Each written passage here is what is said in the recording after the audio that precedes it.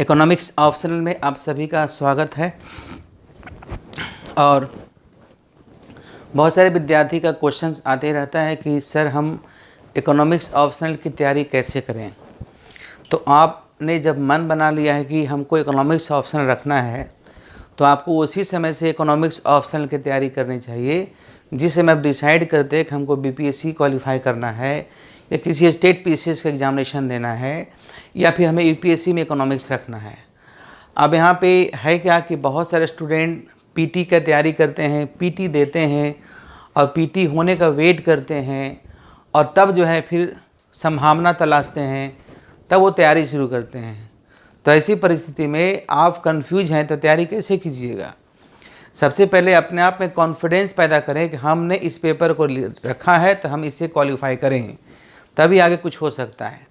दूसरी बात, इकोनॉमिक्स जो है एक कंसेप्चुअल पेपर है, इसमें बहुत सारे ग्राफ्स होते हैं, इक्वेशंस होते हैं, लॉजिकल पेपर्स है, एक डायनामिक सब्जेक्ट है, हर दिन इसमें कुछ ना कुछ परिवर्तन होता है। तो अपने आप को भी डायनामिक रखना पड़ेगा, डायनामिक बनाना पड़ेगा, स्टैटिक रहने से काम चलेगा नहीं। तो इकोनॉमिक्स अगर बार आप पढ़ते हैं तो बहुत ही इंटरेस्टिंग पेपर है और फिर आपको सबसे आसान ऑप्शनल पेपर ही लगेगा।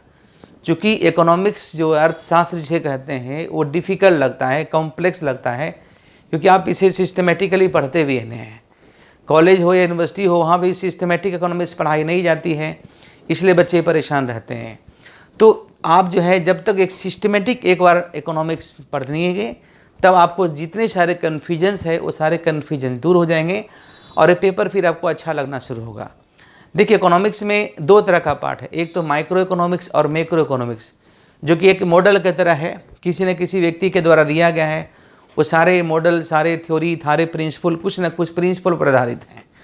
और दूसरा आपका है अप्लाइड इकोनॉमिक्स, जिसमें आप इंडियन इकोनॉमिक्स पढ़ते हैं, पब्लिक फाइनेंस पढ़ते हैं या फिर इंटरनेशनल इकोनॉमिक्स पढ़ते हैं, डेवलपमेंट इकोनॉमिक्स पढ़ते हैं। तो बीपीएससी का जो सिलेबस है उसमें आपका जो है सब कुछ है। जैसे पेपर 1 में 5 लाइन 6 लाइन दिया हुआ है आपका सिलेबस में, आयोग ने दिया है, और पेपर में भी 6-7 लाइन दे दिया है। तो क्या सिलेबस सही है? उसमें अंदर बहुत सारी चीज़ छुपे होते हैं जो आपको जानकारी महसूस नहीं होती है, लेकिन जब क्वेश्चन बैंक देखते हैं तब उसकी गहराई पता चलेगा।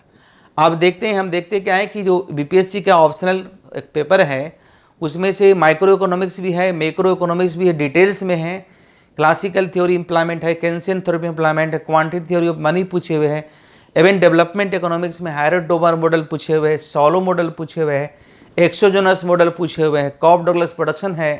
तो सारे आपका सीओ फंक्शन है, तो सारे चीज़ इसमें आपको पूछा हुआ है। तो यानी कि आपको सब कुछ पढ़ना पड़ेगा। यानी कि पहले भी मैं बताया हूँ, चूँकि कि सर कि ये 5 लाइन है, 5 लाइन का सिलेबस है, 2 महीना में हो जाएगा, 3 महीने में हो जाएगा। कम से कम सिस्टमेटिक पढ़िएगा तो 6 मंथ लगातार बिना किसी गैप का अगर 6 मंथ पढ़ाया जाए तब आपका सिलेबस होगा। और 100% कुछ नहीं होता है, हाँ होगा, लेकिन अगर अब चूँकि है क्या कि जो सिलेबस होता है वो पार्ट 1, पार्ट 2, पार्ट 3, यानी कि बीए में पार्ट 1, पार्ट 2, पार्ट 3 जो 3 साल में बच्चों को पढ़ाई जाती है, उसी को आपको 6 मंथ में पढ़ाना है। यानी कि अगर आपके पास बेसिक ठीक है तो, अगर बेसिक ठीक नहीं थोड़ा वक्त और लग सकता है।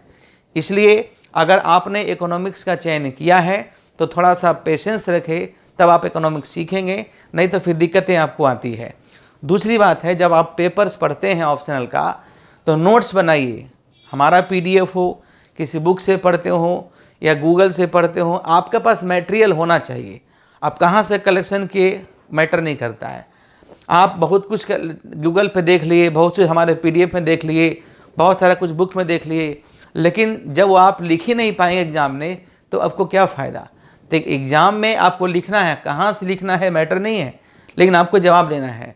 जब आप अच्छा राइटिंग चाहते हैं तो आपको नोट्स अच्छा बनाना होगा, और नोट्स कम से कम 6 से 8 पेज का, एक क्वेश्चन का आंसर 6 से 8 पेज का बनाइए, तभी आपका ऑथेंटिक आंसर होगा। 6 पेज में आपको कम से कम लिखना है, आगे पीछे करके, है ना। और आपका फिर इस तरीके से अगर आप तैयारी करते हैं तो इकोनॉमिक्स थोड़ा आपको अच्छा लगने लगे। इकोनॉमिक्स से आप प्यार कीजिए, जिस तरह से आप लोगों से प्यार करते हैं तो वो आपको अपनापन लगता है।